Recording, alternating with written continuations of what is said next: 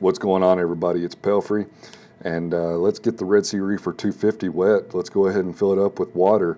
I have not leak tested this tank. I decided that I was going to go ahead and fill it up with roadie water. Once the tank has been filled up, I'm going to go ahead and mix my salt inside of the tank. There's no reason why I can't do this. I have dry rock in the tank. I have no livestock going in the tank immediately. So I'm just going to go ahead and fill it up with roadie water. And then at that point, I will start mixing salt inside the tank to get the salinity up to where I like it, which is the 2.5, 2.6 range. What I am doing is I have a couple buckets that I have the gallon markings already marked on it that I done with a gallon jug. And I'm going to fill up the bucket to the 4-gallon mark just because it's going to be easier for me to dump this into the tank versus filling it up to the 5-gallon mark. And I'm going to keep track of how many buckets I'm using to fill the tank up.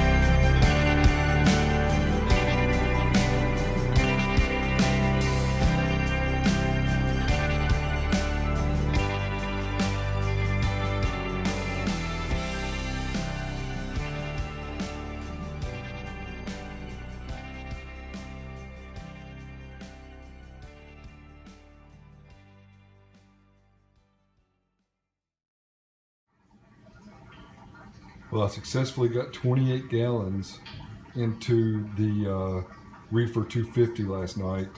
Basically, I have a bucket that has gallon markings on it, and I don't want to fill it up to the 5th mark, so I don't want to put 5 gallons in the bucket just because it'll make it a lot more difficult to dump into the tank. So I'm doing 4 gallons at a time, and I'm just measuring this out just so I can get a pretty close or as accurate as possible to know how much water volume I have in the tank. So I got the booster pump running, I got the roadie running. It's Friday afternoon now. I'm going to make some water and hopefully get this thing filled up this weekend. I'm very anxious to get the other Kessil on the tank, and something that I may end up doing sooner rather than later is pulling the back black vinyl off of the tank. I think that with the gray color wall behind it, it would really make the tank pop a little bit more and not be so dark. But that's going to be something I'm going to address at a certain point. It's going to be easy to take off. Now, if I change my mind, it'd be very hard to put back on. This is exactly what it would look like coming into the house from the front door. Very satisfied with this tank and its location, and the Starfire glass on the front pane of this tank. It is an awesome looking pane of glass.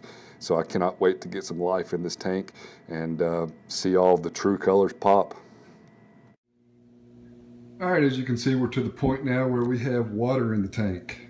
I actually filled up a bucket to 4 gallons, and the calculations that I have, this is supposed to be 65 gallons with the sump and the display, and the calculation that I got was about 60 gallons.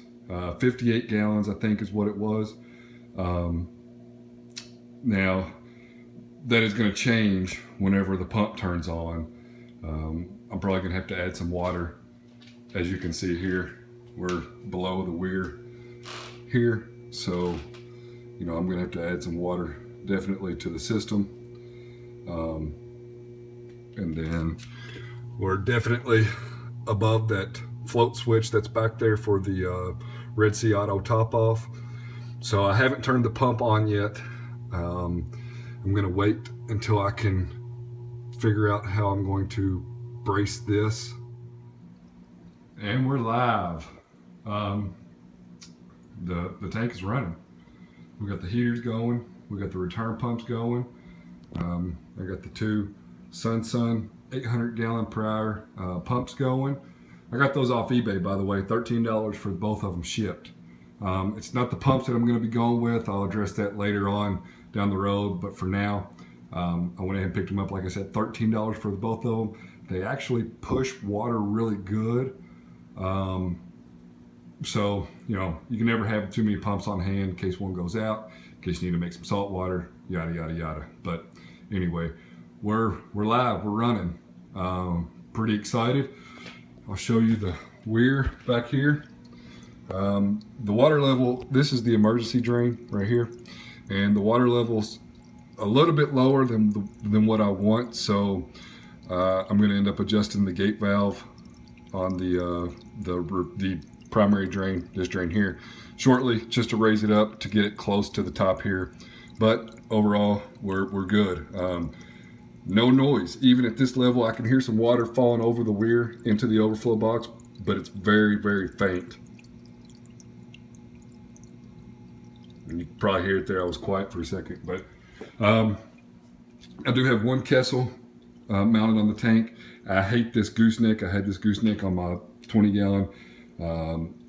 This is a temporary situation. The light is permanent. The mount is temporary. I refuse to use that for a long-term solution.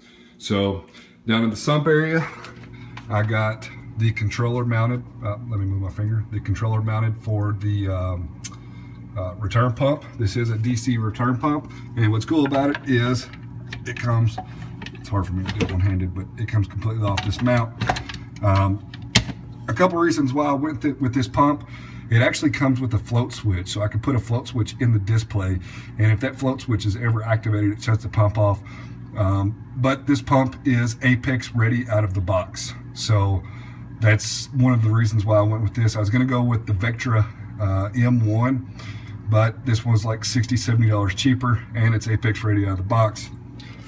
So far, everything's good. I do have this Red Sea Auto top off filled up. This is another temporary solution. Once the 20 gallon gets shut down, I'm going to move the bucket over into this area, and the bucket is going to be a temporary solution. I refuse to have that bucket inside this cabinet. The bucket works, don't get me wrong, but let me slide a bucket over here for me to sit on. The bucket works, don't get me wrong, but I'm trying to make this visually pleasing, basically for myself and for the videos and the pictures that I take and that I share or whatever. But that's that. This is the tank that I'm going to have for a very long time, so I want to do things the best that I can. So I refuse to have a big bucket in here. That would kind of defeat this whole purpose back here. But I have 2 heaters running. It looks like one's on now. The bottom heater is actually a 150 watt EHIM heater, so that is the primary heater. And then I have the secondary heater here. This heater should only kick on if ever this one fails. That's it. I've gone through this in my previous video, but this is the gate valve that needs to be adjusted. to raise the water in the overflow box. This, folks, is what makes this system quiet. Now, with that being said, there are pieces of equipment that you can buy that are quiet. For instance, the Sun pumps, they're loud. You probably can't hear it, but I can hear them running. I have an MP10 quiet drive on the 20 gallon. You can turn that thing all the way up, you cannot hear it. So that is the objective here. The Reef Octopus pump is 100% quiet. I am very happy with the Reef Octopus pump. So it's worth mentioning that setting up a reef tank, it would never be a fun task if something didn't go wrong. What went wrong?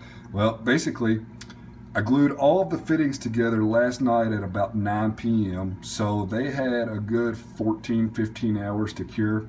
And the bottle said that of the cement that I used clear primer and clear cement. It said that it took about 2 hours to cure. So we're good there.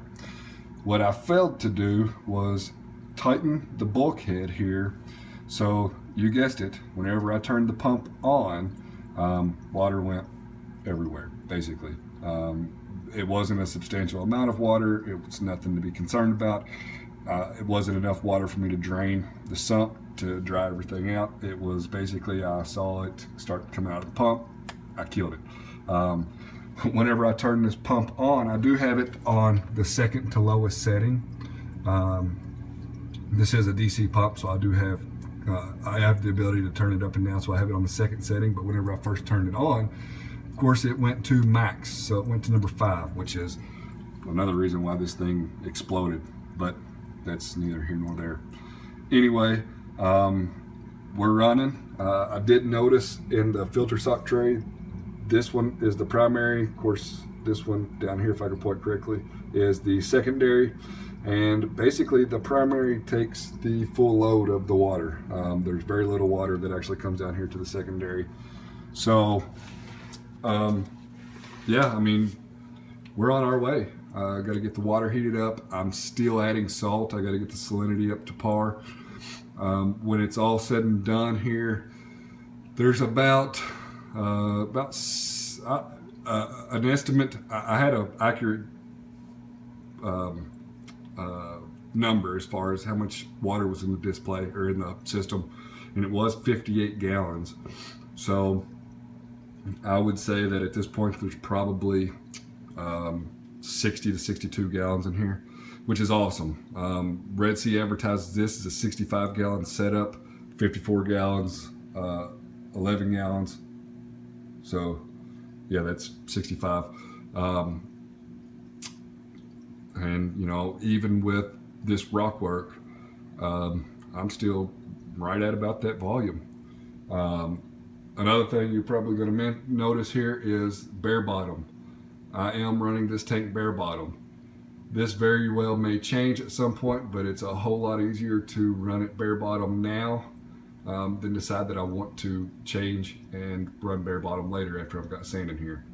So, you know, you can see here the pumps have situated some rock rubble here in a couple locations for me, so that'll be very easy to clean out. I'm telling you folks, if you need pumps, I'll probably link them down below, but there's a company in Wisconsin that's selling these Sun pumps for, I mean, it was $13 for the both of them, and they work really, really well.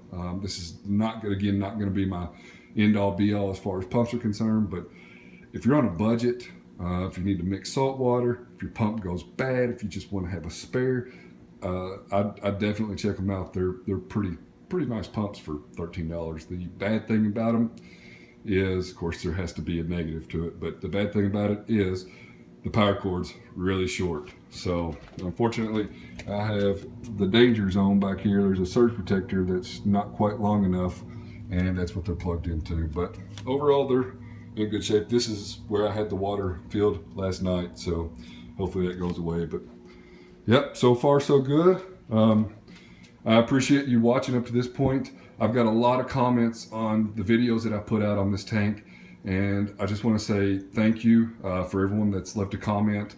I hope that I've helped you either make a decision whether or not this tank is for you. I know it's supposed to be for either the beginner or the more experienced reefer, and it really is. You do need to know a little bit about sumps. You need to know about plumbing. You need to know about Herbie drains, but it's very easy to do.